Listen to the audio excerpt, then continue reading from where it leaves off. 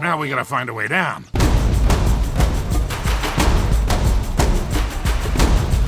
One of the first things that we concentrated on was expanding and polishing the melee combat. And so the very first thing we did was to give Drake the ability to engage multiple enemies. An enemy might come up behind him and grab him, and Drake has to kind of struggle to free himself. Other enemies could come and attack him at the same time. And so if the player wails on the melee button, he'll kick them away, kick them in the chest, finally struggle free. So it's that kind of thing, you know. We'd focused very much on the gun combat and the traversal gunplay in Uncharted 2, and so we wanted to expand and evolve the hand-to-hand combat in a way that really honored the source material of our game.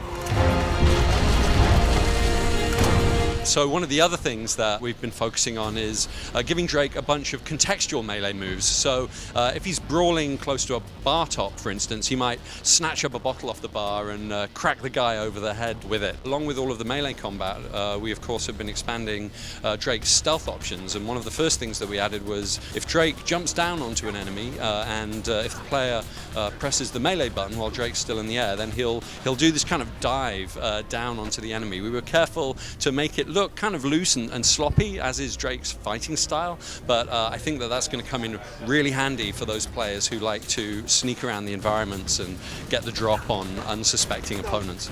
There's a ladder! Come on! Well, I think animation is absolutely critical to selling the reality of the world of Uncharted. We're always talking about how we have to ground the game, and we do that in the sound design, in the design of the worlds and the levels. You know, we're always looking at real Earth textures, but I think that more than anything else, it's animation that really gets you to believe in these characters as living, breathing human beings, you know, with feelings and with goals and agendas. And so we're very lucky to have an amazing team of animators at Naughty Dog who work incredibly hard to make this stuff look as great as it does, and then programmers who integrate it into gameplay with all of the skill that they do so that it's really playable and keeps that on the button feeling. If we can't go down, we go across. Hang tight, I'll check it out. We're always looking for new ways to promote a sense of exploration in the world, and it's amazing how many different ways you can do that. We're adding in probably more free climbing traversal sections than we have done in the past, a few more parallel paths to get to a particular place, and as ever we're very focused on traversal problem solving, really building some of the puzzles of the game into the very levels themselves, always to give the player that sense that they are coming into a new space and discovering for themselves how to reach their goals. It's an inner ear thing, let's go!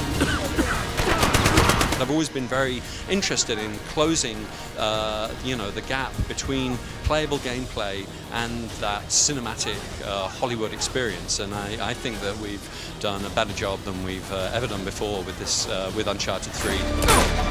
Hey, let's go!